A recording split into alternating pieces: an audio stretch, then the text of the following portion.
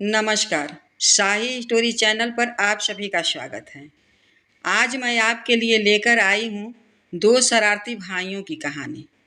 इस कहानी को आप लोग अंत तक जरूर सुनें। यह मज़ेदार कहानी आपको जरूर हंसाएगी। एक गांव में दो भाई थे।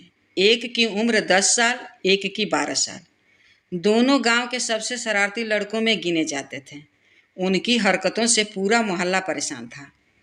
उनके माता पिता हर समय यही सोचकर चिंतित रहते कि आज पता नहीं ये दोनों कौन सा नया कारनामा कर देंगे। एक दिन गांव में एक साधु बाबा आए। लोगों का कहना था कि वे बहुत पहुँचे हुए महात्मा हैं, जिनके आशीर्वाद से बिगड़े काम भी संवर जाते हैं।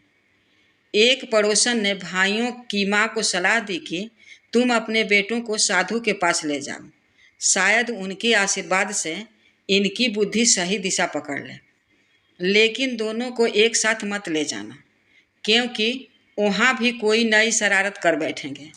अगले दिन माँ ने छोटे बेटे को लेकर साधु के पास गई।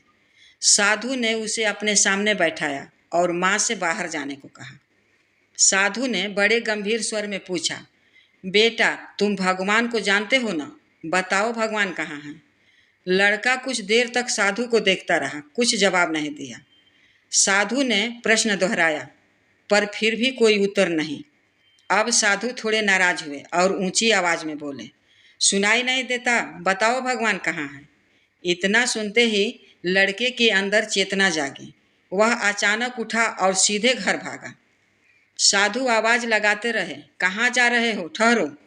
लेकिन लड़का घर पहुंचते ही दरवाजा खोला और बंद किया। सीधे कमरे में जाकर पलंग के नीचे छुप गया। बड़े भाई ने हैरानी से पूछा, अरे ये क्या कर रहे हो? ऐसे क्यों छुप रहे हो? बच्चा घबराए स्वर में बोला, भैया तुम भी जल्दी छुप जाओ, इस बार हम बहुत बड़ी मुसीबत में फंस गए हैं। पर हुआ क्या? बड़े भाई ने घबराते हुए पूछा। छोटे ने कांपते हुए कहा, भगवान कहीं गुम हो गए हैं और साधु समझ रहे हैं कि हमने ही चुराया है। इस मासूमियत से हमें यही सीख मिलती है, बच्चों को डांट से नहीं, प्यार और सही तरीके से समझाना चाहिए और हर बात उनकी समझ के स्तर पर ही सिखानी चाहिए। बच्चों को समझाने और ज्ञान देने का तरीका उनकी समझ के अनुसार होना चाहिए। मासूम दिल को डांट से नहीं, बल्कि प्यार और सरल समझ से ही सही दिशा दी जा सकती है। दोस्तों, आज की कहानी आपको कैसी लगी कमेंट करके ज़रूर बताएं।